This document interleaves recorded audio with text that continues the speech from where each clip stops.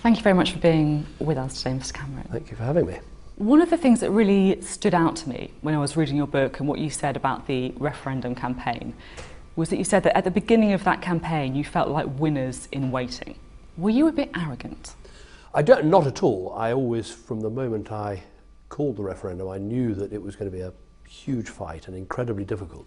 What I meant by that phrase was that the economic argument we had, I felt really on top of that the single market was important to jobs, important to businesses. We had so many businesses on our side, so many experts making these arguments that it felt like a winning hand. And then I try and tell the story in the book of how the winning hand became the losing hand. I mean, you didn't really understand the mood of the country, did you? That's the truth. No, I don't accept that, actually. If you go back, although I was a modernising conservative, I was one of the first politicians in a long time to make very serious speeches and attempts to get immigration under control, which I think was a huge concern to people, and politicians had been pushing it to one side for too long. And I think the mood of feeling that globalisation and the economic crisis had left people behind economically and left some people behind culturally, and that change had been too fast, I think we did understand that. But as I say in the book, we didn't do enough to address it. But I think we were trying to answer the right questions, but we needed to move faster and harder. When you're a student of history, does it pain you that you'll go down in history as the man who put Brexit in motion? Well, it pains me what I see has happened since, because we've had 3 years of a hiatus. We seem stuck. Now, to be fair to Theresa May, she produced a deal for us to leave the EU, and I think it was wrong for the people who most wanted Brexit to reject that deal, which is why we are where we are.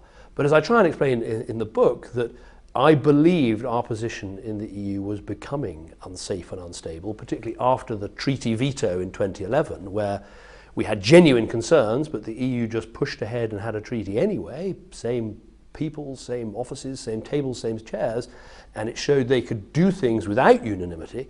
We needed to fix that, and that is where the renegotiation and the referendum came from, and I believe they were inevitable. I'm interested to know your thoughts on the current state of the Conservative Party. I interviewed Sanjima last weekend, someone who was your parliamentary private secretary as Prime Minister. He's then joined the Lib Dems, and he said to me, if I want to fight in politics for liberal values, then the Conservative Party is no longer the place to do so. I mean, are you worried that liberal, compassionate conservatism is slipping away? I do worry, but I think Sam, who I admire enormously, he's a friend and was a great PPS to me, I think he has made the wrong choice, because, look, although Brexit dominates everything at the moment, if for one moment you just leave it to one side and look at what the Conservative Party is today, it is totally different to the one that I inherited in 2005. It has got a far better gender balance, it's got far more people from across the country, it represents seats in the North and Midlands and not just the South. And if you listen to the concerns of Conservative MPs, they are talking about education reform and stalled opportunity and tackling modern slavery and all those issues, and environmentalism and green causes. So we need to deal with Brexit, but is the cause of a modern, compassionate Conservative Party lost? Absolutely not. Now we've got to talk about the Queen. One of the first rules in politics... I think I've said everything I want to say, so you can ask me questions, but I'm going to say very, very little. I will ask you the questions. One of the first rules in politics is that you don't talk about private conversations with the Queen, and you've done that twice. Firstly, you were recorded saying she purred down the line to you when you told her the results of the Scottish referendum, and secondly, you've now revealed as well that you asked her to raise an eyebrow. Actually, I was... What I said in that programme, and I don't want to add to it in any way, was about conversations between my aides and her aides, actually. So what you asked is not actually correct. But I don't want to say any more. You've been indiscreet. I don't want to say any more. And I'm going to leave it at that. The royal family, a source at Buckingham Palace has said that your comments caused displeasure. I mean, that means they're furious in royal family speak, doesn't it? I think I've said everything I want to say about this subject. I mean, you're the one who's brought this up, though. You're the person who has made these revelations. Yeah, and the context was, as I said, that Alex Salmond was saying that Her Majesty would be the proud monarch of an independent Scotland. There was a frustration in my team, and that's why the conversations between one set of aides and another set of aides took place. But that's it. I mean, it's clear that you feel uncomfortable talking about this. Are you sorry?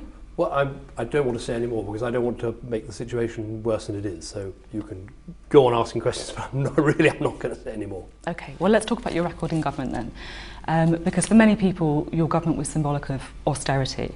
Between 2010 and 2016, the number of people sleeping rough doubled. Food bank usage went up. I mean, you were talking about compassionate conservatism. Is that the record of compassionate conservatism? Well, the record of the government is that we cut the budget deficit by 2/3. We created 2.5 million jobs. There were 1 million more businesses. We became the fastest growing economy in the G7. Inequality fell. The number of people in poverty fell. The number of households where no one worked fell massively. And we ended up with an economy with more people in work than at any time in our history. I'm not saying we solved all the economic problems of the UK, but the programme worked. Britain was a standout economic success story by 2014, 2015, when we went back to the electorate and won a fresh mandate. But some of these impacts take some time to be felt. I mean, how many police officers did you cut? Well, we did have to make cuts to many public services because we were living way beyond our means. I mean, I became Prime Minister in 2010 when Britain was forecast to have the biggest budget deficit anywhere in the world. So how many police officers did you cut? What we demonstrated was actually you could reduce police budgets while continuing to cut crime and actually trying to increase the number of neighbourhood officers that were on the front line. And that is what happened. And there was some wastage and inefficiency in a lot of these public services. And we had to do something about that. But as I say, you know, I'm happy to be judged on what happened to the number one task of that government was turn the economy around, create jobs, give people a better chance in life. We did those things. My question was how many police officers were cut? It was 20,000 police officers. And although I do acknowledge that you say that crime fell while you were Prime Minister, what many feel has happened since then is that crime has gone up. So, for example, if we just look at since 2011, the number of offences involving knives increased by 30%. Cressida Dick, the head of the Met Police, says there is some link between violent crime on the streets, obviously, and police numbers. Of course there is, and everybody would see that. Do you see that? I think the mistake made, I mean, knife crime has many causes, and there are many things that we need to do to tackle it. And I absolutely think it was right of Sajid Javid, when he was Home Secretary, to look again at stop and search, because actually the number of police officers clearly has an impact, but as big an impact is what are they doing? And so if you're not using, an impact. You acknowledge then that no, your cuts stop have had I think consequences. the key thing was the stop and search. That's what needed to change. And as I say, as we reduced police budgets, actually we were able to make sure that there was more on the front line. That's absolutely crucial. But if you're asking me, did we make difficult decisions? Yes, of course we did. But we had no choice. I mean, I'm been quiet for the last 3 years, but it sometimes driven me mad to hear that somehow austerity was a political choice, that there were other alternatives.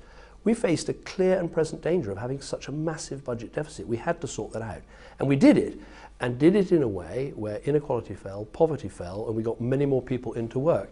We cut jobs from the public sector, yes we had to, but we actually replaced those, not 1 for 1 with jobs in the private sector, but 5 for 1. 5 jobs created in the private sector for every job lost in the public sector. You see, many people will be listening to you now, they'll read what you have said in the book, which is that we probably didn't cut enough, and they'll think, you just don't get it. That's not quite what I said, actually. What I say in the book is that you should have when you win an election on the basis of saying, as we did very clearly, we're going to have to make difficult decisions, we're going to have to make cuts, there is an argument for not having to make more and more difficult decisions in year 2, 3 and 4, but try and do more things earlier. And I try and be frank in the book about things that we got right and things that we got wrong. I mean, what you say in the book is my assessment now is that we probably didn't cut enough. We could have done more, even more quickly. Yeah, earlier, I think that's the point, is I think we could, look, we had to make difficult decisions, including putting up some taxes, which we did. We had a balanced programme, you know, we ended up with the top 1% ending up paying 27% of all the income tax take, which is the highest it's ever been in our history. Well, you also cut the top rate of tax. But we actually, what's much more important than the actual tax rates is who's paying what, and the top 1% of earners in our country are now paying 27% of the total income tax take. That's the highest it's ever been, and I think you should judge governments on that more than what the headline rates are. Very catchy, great for budgets, but really what matters is who's paying. I mean, you're talking about difficult decisions, but in an interview this week, when you asked to give an example of something that perhaps you got a bit wrong, you said forestries. Well, again, people will feel you just you don't understand it. Well, I do understand it. There were many difficult decisions. I was just trying to think of an example of something where an enormous amount of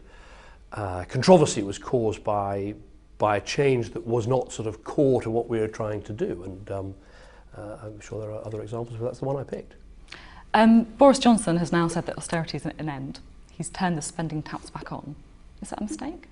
No, I think it's great that because we took difficult decisions and we got that budget deficit down, that we are able to spend more. I mean, if you go back to what I said when I was leader of the opposition, when the economy grows, what you ought to do is share the proceeds of growth between extra public spending, keeping people's taxes down, and making sure that your debt position is sustainable.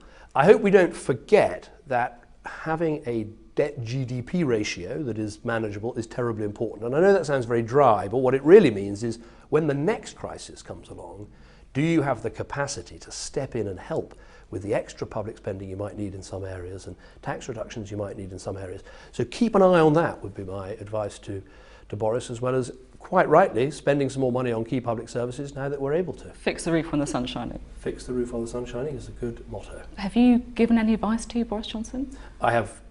We text each other from time to time. I haven't had a meeting with him since he's been Prime Minister. He's very busy. He knows my views on most things. The most important thing he is trying to do, he has my support for, which is going to Brussels, getting a deal, bringing that deal back and trying to end this period of uncertainty. And I wish him well as he does that. Has he taken any of your advice? Well, on that, he is, I think we're as one. Whether I can't claim to be the author of that, that was something he wanted to do, but I'm encouraging him. You know, no deal is not a good idea. Breaking the law is not a good idea.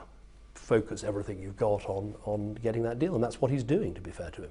What have you been doing since you've... Well, I'm president of Alzheimer's Research UK, which is a charity that's battling hard to try and find some solutions to the dementia crisis that we face. In government, we did a lot to increase research and to increase awareness about dementia, so I'm giving that a lot of attention. I'm still president of National Citizen Service, the youth volunteering program I set up that 1 in 6 16-year-olds did this summer. I do some work with the Oxford School of Government and others on how we help the most fragile states. I want to continue the legacy of the fact we did meet the 0.7% target for aid, and even in difficult circumstances, we should remember there are people living in dire poverty on the other side of the world, and it's a moral cause, but it's also a cause that's right for us. I mean, these problems come and visit us if we don't deal with them at source. So those are some of the things I'm doing while I finish the book, so perhaps I have a bit more time to do some other things. How much have you earned since leaving office? I haven't counted up. I run a small office of 5 people, or 6 people actually, since we've been doing the book, and I am giving all the profits of the book, so after I've paid for the editors and researchers, the profits of the book will all go to charities, chiefly dementia charities, disabled children's charities, and charities for our armed services, who, you know, when you've been Prime Minister, I think you feel a particular responsibility to, because you ask them to work so hard on your behalf. I mean, you've been doing quite a lot of, you know, after dinner speeches as well. I mean, we talk about in the region of £1 million. Are you in the Tony Blair levels, or? I'm on your show to talk about politics, political issues, the books, rather than other stuff. So. Okay. One of the things that I will very much remember after reading your book is the way you talk about your family, and in particular, of course, about your son Ivan. And I just wonder, do you feel that going through something like that as a family gives you a different perspective when it comes to the political issues that you get asked about all the time, Brexit, austerity? I think it gives you a perspective, it changes the perspective, because we all experience the NHS. We go to our GP, when we get ill, we go to A&E, we all have different experiences, but the intensity when you have a profoundly disabled child of social workers, night carers, tubes, medicines, tube feedings, seizures, A&E over and over again, nights in hospitals, different scans, different checks, different tests, the intensity of it all, and the amazing side of our health service you see, you know, district nurses that are just incredibly dedicated. I think that gives you a perspective. I think also, I mean, it can affect families in lots of different ways, but I think with us it brought us closer together. We thought we've got to cope with this. We don't know quite what we're doing. We didn't volunteer for it, but we've got to make it work, and I think it brought us closer.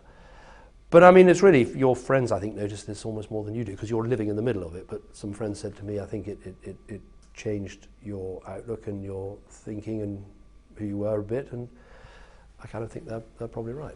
I think when you were saying that that it brought you closer together, that certainly comes across, with you and Samantha as well. I mean, is she somebody who's influenced your politics? Yes, I mean, she's not a political junkie.